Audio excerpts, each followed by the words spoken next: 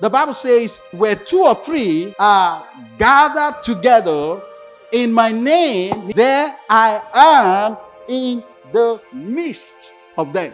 So we don't even need to be this number of people for the presence of God to show up. We don't need to be many for the power of God to be made manifest. All we need is to be more than one and to be in agreement. One of the strongest weapons of the devil against the church is disunity.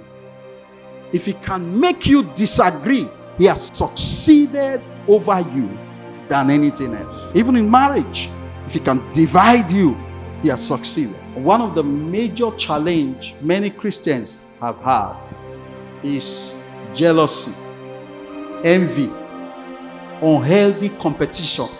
One way, according to scripture, if you read the 16th verse of Ephesians 4, it talks about, that which every joint supply. Every time you are sick in your body, it is because some cells and tissues and organs are malfunction. They are hindering each other from receiving from each other. That causes sickness and impediment. Praise the Lord. When that happens, it creates issues with your health. It is the same thing with the body of Christ.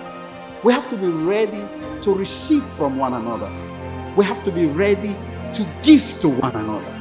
Praise God. If you're not ready to be a blessing to someone and you're not ready to receive from somebody, it is going to be difficult to be a blessing general.